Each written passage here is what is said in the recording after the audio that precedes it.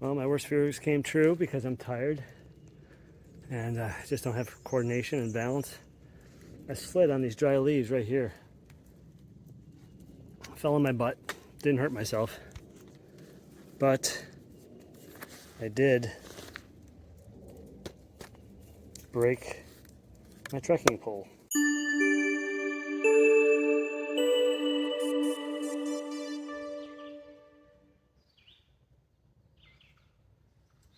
Good morning, campers. As you can see, I'm walking down a road. It's because there's a detour for the AT right after you pass the Wiley shelter. There's a bridge that's out, and apparently the creek is impassable. So they say. I didn't feel like walking all the way there and finding out that, it's really impassable. There's no way to get across. And this is the official AT route until the bridge can be rebuilt. So I am officially on the AT because this is the detour around the bridge that's out. So today's my biggest day ever. Today is 20.1 miles, although with this detour that might add a little bit to it. I'm not really sure. I'll have to check and see what Guthook says, but 20.1 miles. That's why I got an early start. So the weather's good. That's on my side. And I did pretty good yesterday, 16 and a half miles over relatively easy terrain. Some tough spots, but nothing crazy. So we'll see. We'll see how today goes. I'm shooting for that 20.1 mile mark. Getting to my next shelter.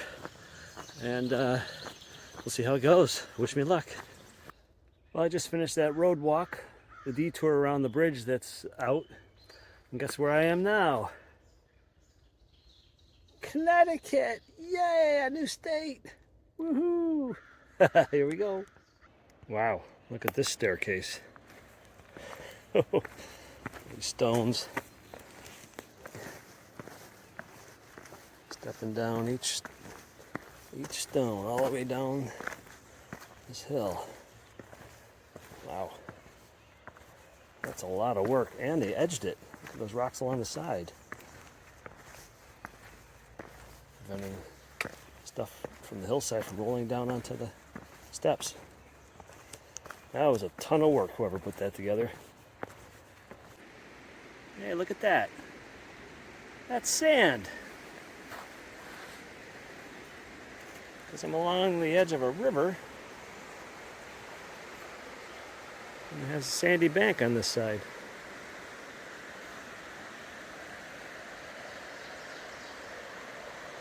I would not want to have to cross this thing. That must be the 10-mile river, because I am at the sign for the 10-mile river shelter. And I wasn't planning on stopping here, but I'm kind of hungry. It's only been 2 hours that I've been on the trail. Kind of hungry, so I figured, well, I'll sign the register, I'll have a snack, then I won't be thinking about food again for the next couple hours anyway. And then I will also rehydrate. I'll add some electrolytes to my water, and I'll be all refreshed and ready to tackle the next leg of the trail. Hey all, I'm here at the 10-mile river shelter having a snack break. And I haven't really talked too much about my food and eating along the trail and whatnot. I did a little bit at the beginning, but I thought it'd be a good time to have a little refresher. I've added some hydration mix. This is, I believe this is Aldi brand. I got this from the Trail Magic yesterday. The guy had some of those, so I grabbed a couple. I haven't tried them before.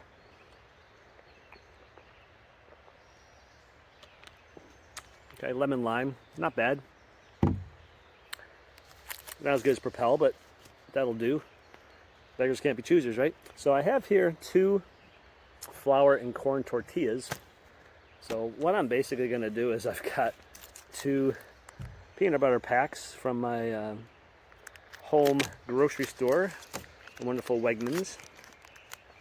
And basically I'm just going to squeeze both of them onto one half, or onto one tortilla, and then throw the other one on top, make like a sandwich out of it. So I kind of goofed those peanut butter packs. I should have kneaded them to mix the peanut butter and the oil together. It doesn't say all natural, so I assumed that it was okay, but I can't even show you because there's like oil on here. It's gonna just run all over the place. So I'm gonna throw the other one on top. I'm gonna have to be careful when I eat this. I'll have to like fold it up or something. But a good idea is to keep those nut butter pouches in your pockets so your body heat warms them up and softens them up, and then knead them real good before you open them to mix the oil in with the peanut butter. Here's the other tip. When I was home, I threw out my trash bag because, you know, don't need the trash bag anymore while I'm home. It was a 1 gallon Ziploc freezer bag.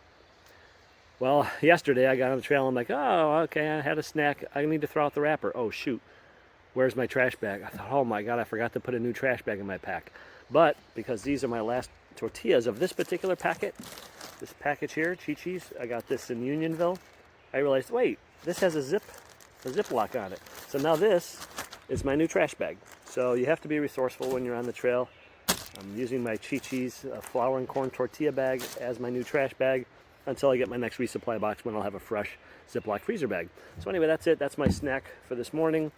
2 flour and corn tortillas with a couple of peanut butter packs squeezed in there and some lemon lime hydration mix.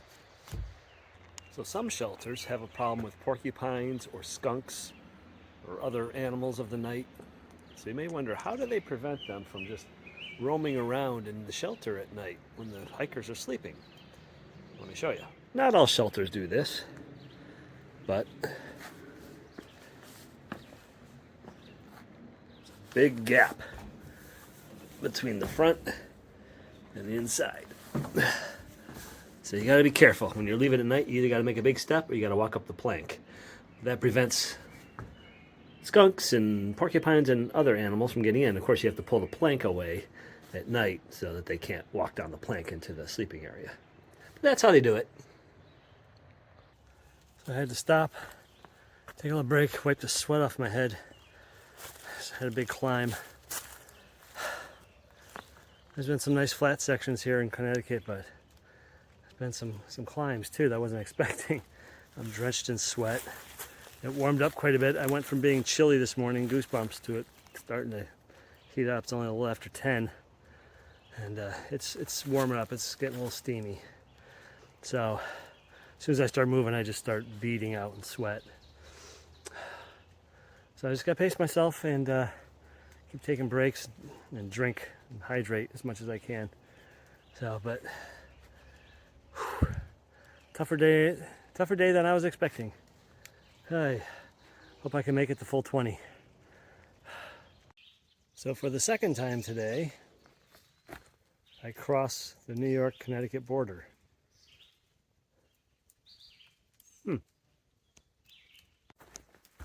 I'm on a reroute of the AT. It's actually a new section of trail.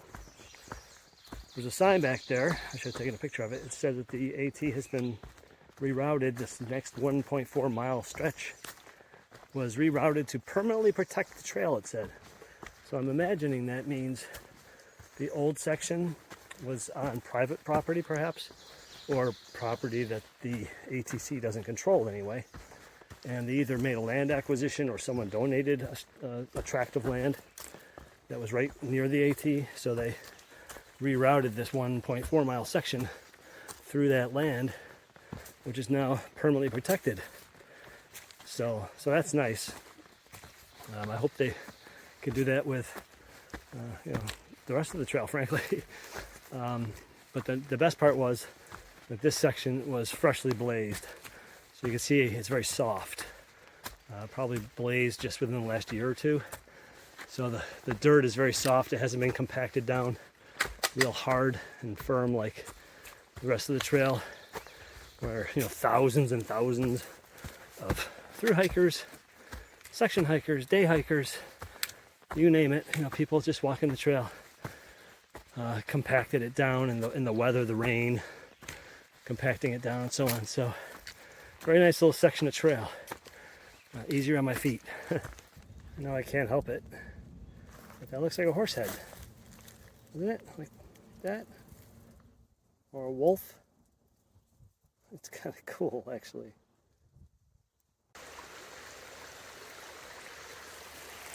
Well, I'm on my way. I just took a little break the halfway point. Actually, barely the halfway point. 9.9 miles. I got 10.2 to go. That was a tough 9.9 miles. Tougher than I thought. But I looked at the terrain profile, and the rest of it doesn't look too bad. Especially the last 3 miles. It's almost completely flat. It's along a river bank, along a river edge or something.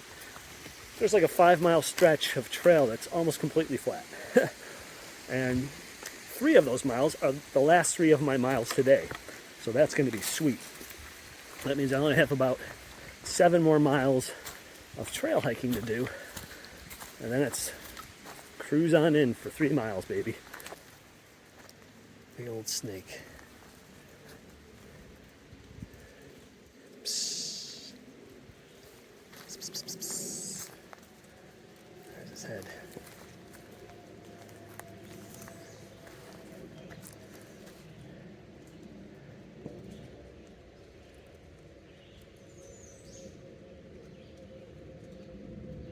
I am not a tasty meal.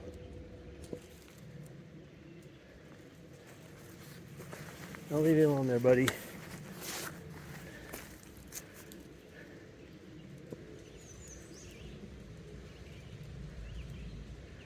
About probably 5 foot. 5 foot long. You startled me, buddy. I didn't see you there. Hey, you're flicking your tongue at me still? You're flicking your tongue at me? Oh, I'm not coming to get you. Just trying to get some footage.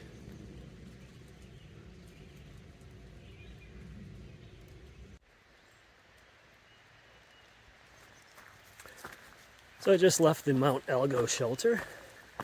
I wasn't planning on stopping there, but it was so close to the trail I could see it from the trail. And there's a nice creek running right in front of it, so I could wet down my bandana, my arm sleeves, and my calf compression sleeves. The whole time I was having my snack, caterpillar poop was raining down on me. God, I hope I didn't eat me by accident. Ugh. Okay, it's just after 4 o'clock. I checked the GPS and it says I only did 1.5 miles between 3 and 4 o'clock. I would have sworn I did closer to 2 miles. It's those darn up hills, the rocks, and this heat, this mugginess is just sucking the life out of me. Plus, it's the end of the day. I'm tired. I've gone over 14 miles. It's just wearing on me. Days like this. I'm not doing another 20-mile day anytime soon, I'll tell you that. I wonder what the story is with these trees. It's like this whole grove of trees that haven't even budded yet. Just no foliage on them.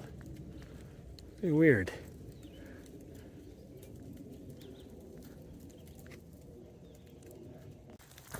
Okay, it's 5 o'clock, and I still got almost 4 miles to go.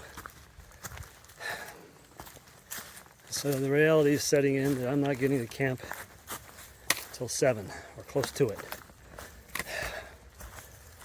Which means I don't have as much time as I like to set up camp and cook and eat and clean up, and I'm going to feel rushed, or I'm going to have to do stuff after dark with my headlamp on, which I do not like to do. I'm going to have to sleep in tomorrow. I don't know what I have on the agenda, but I can't do another big day tomorrow. I got to do a shorter day. I gotta mix it up here. I'm walking wounded right now. I feel like I'm going to coast into that campsite on fumes. But yeah, late in the day like this, when you're just dragging your ass, it's easy to make mistakes. You can't lift your feet as high. You're just exhausted. So you start stumbling and tripping on things. Your foot catches on stuff it doesn't normally catch on. You're sweaty. You just feel like crap. It's not the experience I want, so I'm not going to do another 20 over terrain like this. This is what I was worried about at the end of a long, crappy day. I gotta go down all those boulders. After I just came down this nonsense. This is the last thing I need. the end of the day, when I'm exhausted, my legs are throbbing, and I just got to get down to the campsite. And now I got to navigate the boulder field on a steep downhill. Oh my God, this is going from bad to worse. Well, my worst fears came true because I'm tired and I just don't have coordination and balance. I slid on these dry leaves right here. Fell on my butt. Didn't hurt myself. But I did break my trekking pole. Snapped right in half. I plunged it down to stop my fall, to break myself, which is, smart thing to do. And it got stuck in the ground, and I just, putting my weight on it, just snapped it right in half. That's the first time I've broken a trekking pole. I don't know if it's worth trying to duct tape it or what. But talk about adding insult to injury at the end of a terrible day.